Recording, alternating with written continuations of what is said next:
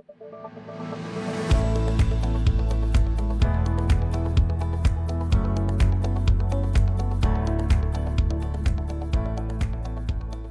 Carol Miao. I'm from Seattle Children's Research Institute at Seattle, Washington.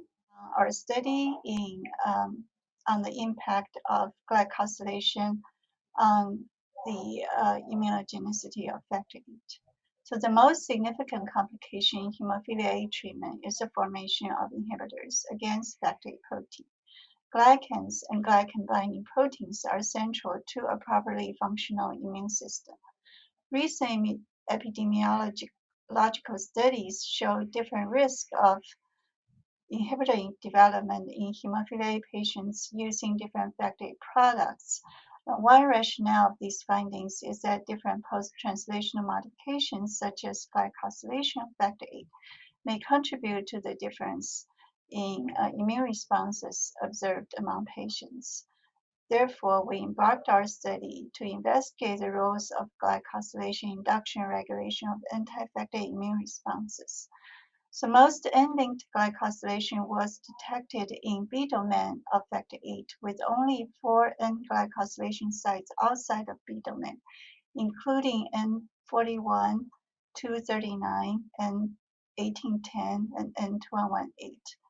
Glycomics analysis of plasma-derived factor VIII revealed that sites N41, N239, and N1810 contain mostly silated complex glycoforms, while high mannose glycans dominate as site of N1218. To investigate the effects of N-glycosylation on each of these 4 sites factor immune responses, we generate 4 factor variant plasmids carrying missense variants that substitutes asparagine to glutamine. To eliminate glycosylation on each of these sites, the mutation can effectively eliminate the glycosylation of the specific sites. And following hydrodynamic gene transfer of the plasmids, there were little difference observed in expression specific activity of factor among these treatment groups using the factor variant plasmids and BDD wild-type factor variants. Following second challenge, we observed slightly increased or comparable immune responses in N41Q, N239Q, and N1810Q factor variant plasmid treated mice when compared to BDD factor plasmid treated mice. However, we observed significantly decreased immune responses in N1218Q factor plasmid treated mice compared to all groups. The reduction of inhibitor response by N1218Q factor variant was also demonstrated in factor-mediated gene transfer plasmids. Next, we generated the 15-mer peptides with or without glycosylation around 2118 sites were used in our in vitro proliferation experiments. CD4 positive T cells isolated from hemophilia A inhibitor mice showed increased proliferation levels with monosylated peptide, but not with N-glycosylated peptide.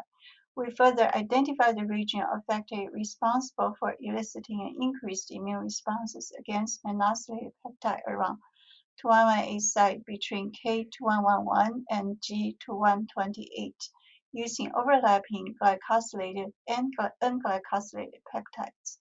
In conclusion, we found that 3 sites with predominantly silated complexes of hybrid glycans did not significantly alter the immunogenicity of factor VIII. However, the elimination of high mannose glycans of N1218 site in factor VIII can significantly reduce the anti-factor immune responses in both the plasmid and AAV-mediated gene transfer system. N1218Q factor VIII variant could be used as a more tolerogenic factor compared to wild-type BDD factor VIII. Furthermore, a potent T-cell specific glycopeptide epitope surrounding N1218 was identified and characterized in factor VIII for the first time. Our results can enhance understanding of inhibitor antibody formation against factor VIII and facilitate the development of a more tolerant factor VIII molecule for replacement protein and gene therapy for hemophilia A treatment.